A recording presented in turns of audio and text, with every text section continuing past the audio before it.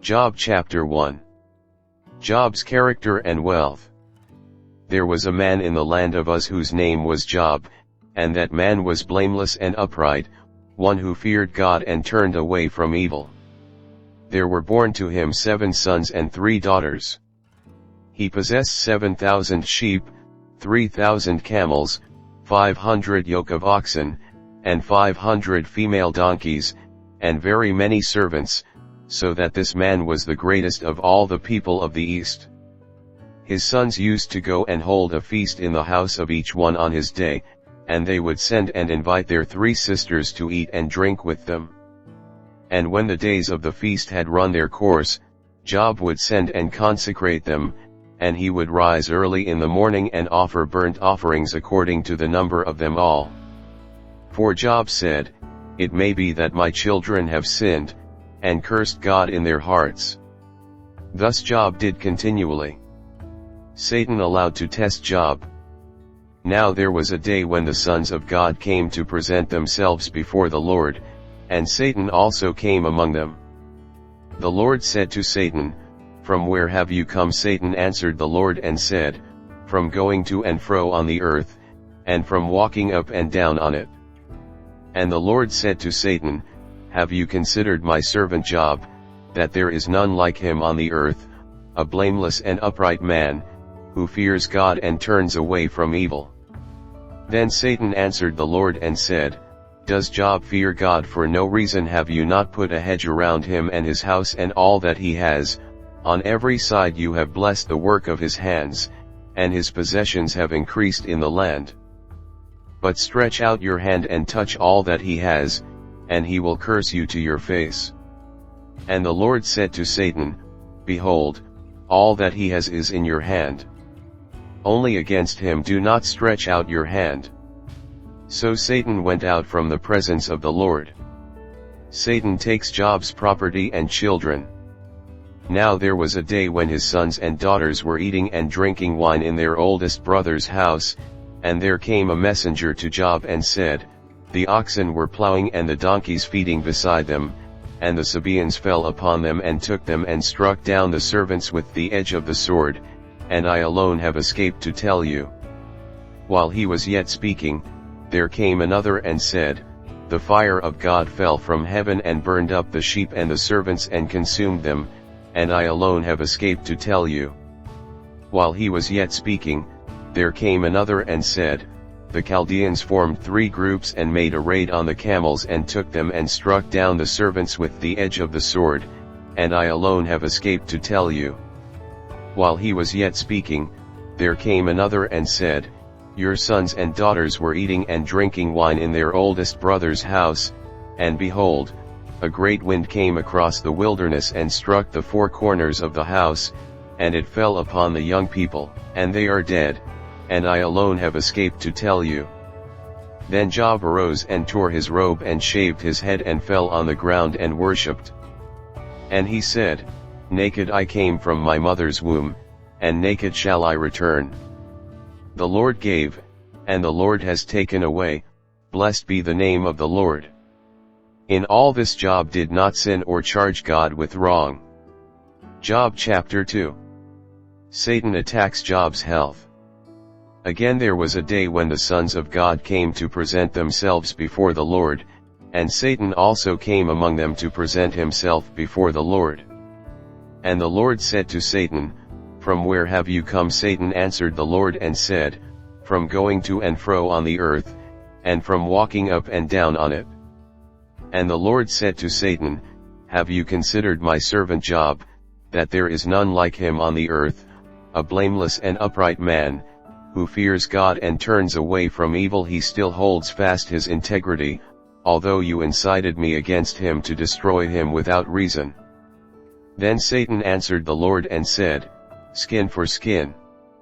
All that a man has he will give for his life. But stretch out your hand and touch his bone and his flesh, and he will curse you to your face."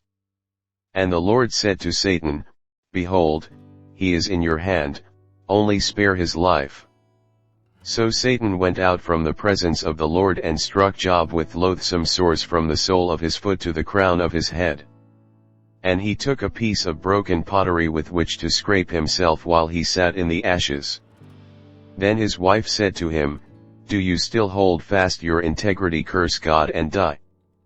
But he said to her, "You speak as one of the foolish women would speak. Shall we receive good from God, and shall we not receive evil in all this?" Job did not sin with his lips. Job's 3 friends. Now when Job's 3 friends heard of all this evil that had come upon him, they came each from his own place, Eliphaz the Temanite, Bildad the Shuhite, and Zophar the Naamathite. They made an appointment together to come to show him sympathy and comfort him. And when they saw him from a distance, they did not recognize him. And they raised their voices and wept, and they tore their robes and sprinkled dust on their heads toward heaven.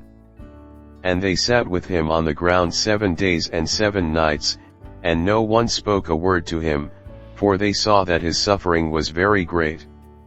Job chapter 3. Job laments his birth. After this Job opened his mouth and cursed the day of his birth. And Job said, "Let the day perish on which I was born, and the night that said, a man is conceived. Let that day be darkness. May God above not seek it, nor light shine upon it. Let gloom and deep darkness claim it. Let clouds dwell upon it, let the blackness of the day terrify it. That night let thick darkness seize it. Let it not rejoice among the days of the year, let it not come into the number of the months. Behold, let that night be barren, let no joyful cry enter it. Let those curse it who curse the day, who are ready to rouse up Leviathan. Let the stars of its dawn be dark, let it hope for light, but have none, nor see the eyelids of the morning, because it did not shut the doors of my mother's womb, nor hide trouble from my eyes. Why did I not die at birth, come out from the womb and expire? Why did the knees receive me, or why the breasts, that I should nurse? For then I would have lain down and been quiet, I would have slept, then I would have been at rest, with kings and counselors of the earth who rebuilt ruins for themselves, or with princes who had gold, who filled their houses with silver. Or why was I not as a hidden stillborn child, as infants who never see the light? There the wicked cease from troubling, and there the weary are at rest. There the prisoners are at ease together, they hear not the voice of the taskmaster. The small and the great are there, and the slave is free from his master. Why is light given to him who is in misery, and life to the bitter in soul, who long for death, but it comes not, and dig for it more than for hidden treasures, who rejoice exceedingly and are glad when they find the grave? Why is light given to a man whose way is hidden, whom God has hedged in? For my sighing comes instead of my bread, and my groanings are poured out like water. For the thing that I fear comes upon me, and what I dread befalls me. I am not at ease, nor am I quiet, I have no rest, but trouble comes. Job chapter 4. Eliphaz speaks, the innocent prosper. Then Eliphaz the Temanite answered and said, If one ventures a word with you, will you be impatient yet? Who can keep from speaking? Behold, you have instructed many, and you have strengthened the weak hands. Your words have upheld him who was stumbling, and you have made firm the feeble knees. But now it has come to you, and you are impatient, it touches you, and you are dismayed.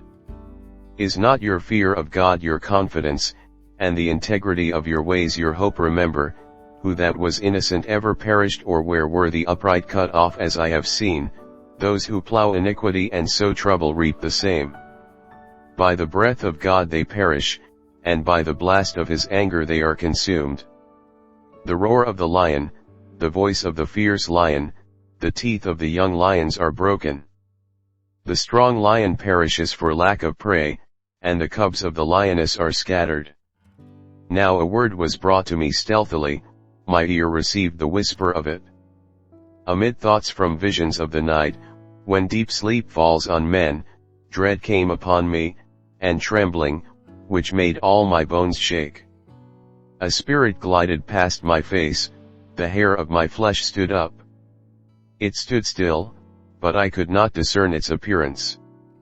A form was before my eyes, there was silence, then I heard a voice. Can mortal man be in the right before God? Can a man be pure before his Maker? Even in his servants he puts no trust, and his angels he charges with error.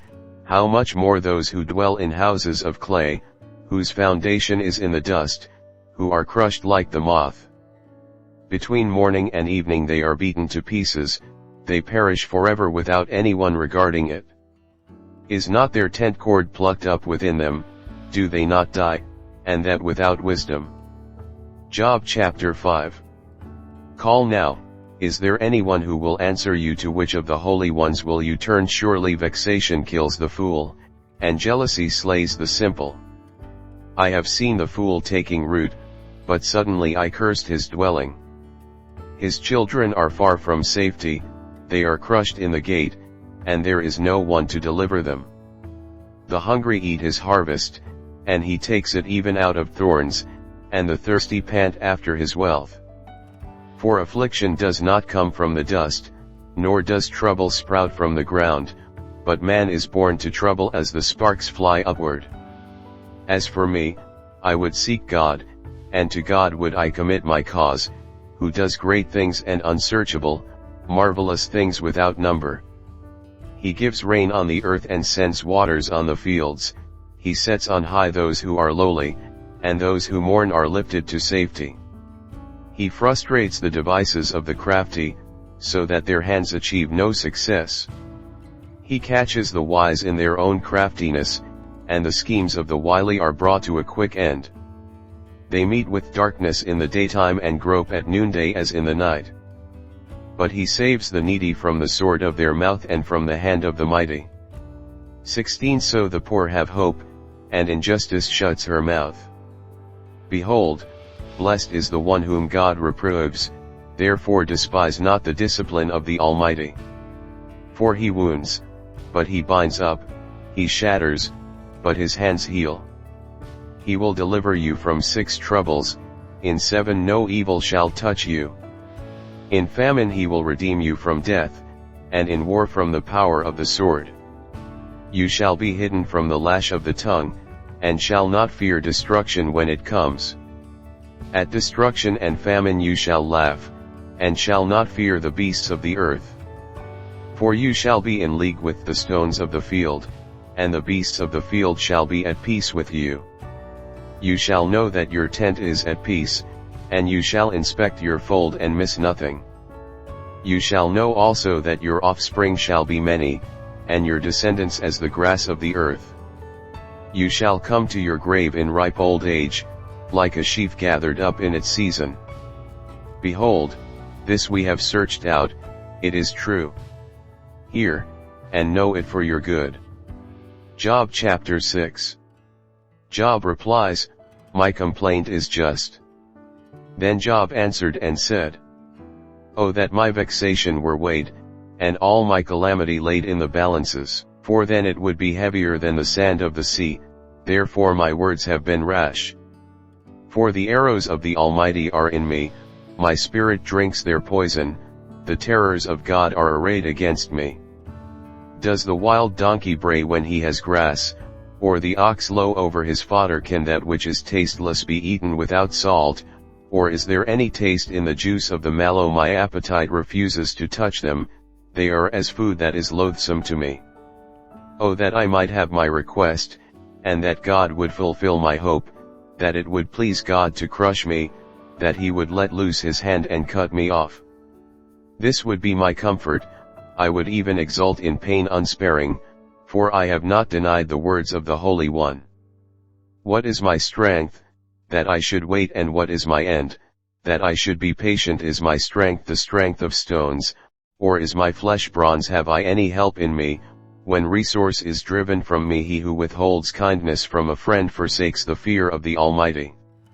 My brothers are treacherous as a torrent bed, as torrential streams that pass away, which are dark with ice, and where the snow hides itself. When they melt, they disappear, when it is hot, they vanish from their place. The caravans turn aside from their course, they go up into the waste and perish. The caravans of Temo look, the travelers of Sheba hope. They are ashamed because they were confident, they come there and are disappointed. For you have now become nothing, you see my calamity and are afraid. Have I said, make me a gift, or, from your wealth offer a bribe for me, or, deliver me from the adversary's hand, or, redeem me from the hand of the ruthless? Teach me, and I will be silent, make me understand how I have gone astray. How forceful are upright words! But what does reprove from you reprove? Do you think that you can reprove words? When the speech of a despairing man is wind, you would even cast lots over the fatherless, and bargain over your friend. But now, be pleased to look at me, for I will not lie to your face. Please turn, let no injustice be done. Turn now, my vindication is at stake. Is there any injustice on my tongue? Cannot my palate discern the cause of calamity? Job chapter 7. Job continues, my life has no hope. Has not man a hard service on earth, and are not his days like the days of a hired hand? Like a slave who longs for the shadow, and like a hired hand who looks for his wages, so I am allotted months of emptiness, and nights of misery are apportioned to me.